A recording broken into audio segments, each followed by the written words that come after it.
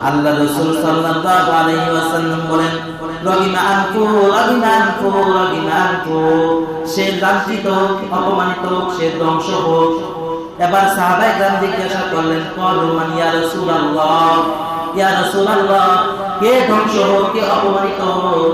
আল্লাহর নবী বলেন, মান আদরাকা ওয়ালিদাইহি ইনদাল কিবারি আও আহাদুহুমা ফাদাখালান নার, ওই ব্যক্তি ধ্বংস হয়ে যায় যে তার মাতা পিতাকে পাইল এবং অথবা উভয়জনের একজনকে পাইল, কিন্তু তাদের খেদমতের মাধ্যমে সে জান্নাত অর্জন করতে পারল না, সে ধ্বংস হয়ে যাক, আমার কোনো আপত্তি নাই। বাপ মাকে পাইল অথবা উভয়জনের একজনকে পাইল, তাদের খেদমতের মাধ্যমে কি করতে পারল না? জান্নাত অর্জন করতে পারল না, সে কি হোক? ধ্বংস হয়ে যায়। সে কি হয়ে যায়? ধ্বংস হয়ে যায়। আজকে আমরা সবাই ওয়াদা করব যে বাপ মার সাথে কখনো অন্যায় আচরণ করব না, ইনশাআল্লাহ। ঠিক আছে তো? হে আল্লাহ, আজকে থেকে তওবা করতেছি, আজকে তওবা করতেছি। সবাই জুড়ে বলেন, আজকে তওবা করতেছি,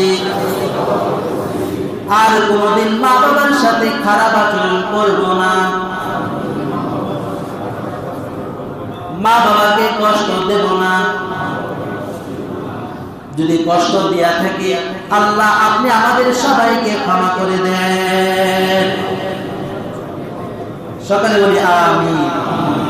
মা বাবাকে কি করব না? কষ্ট দিব।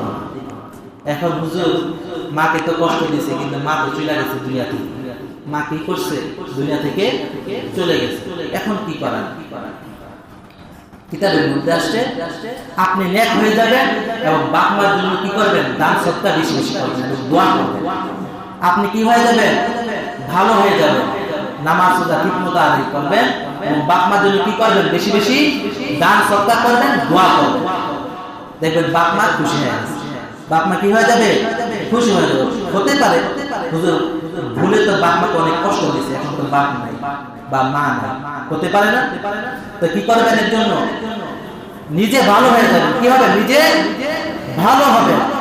আর 2 নাম্বার কাজ হলো, তাদের নামে দান সদকা বেশি বেশি করবেন এবং তাদের জন্য মাগফিরাতের দোয়া করবেন। তাদের জন্য কি করবেন? মাগফিরাতের দোয়া করবেন। আল্লাহ আমাদের সবাইকে যা কিছু বললাম তার উপর আমল করার তৌফিক দান করুন। সকলে বলি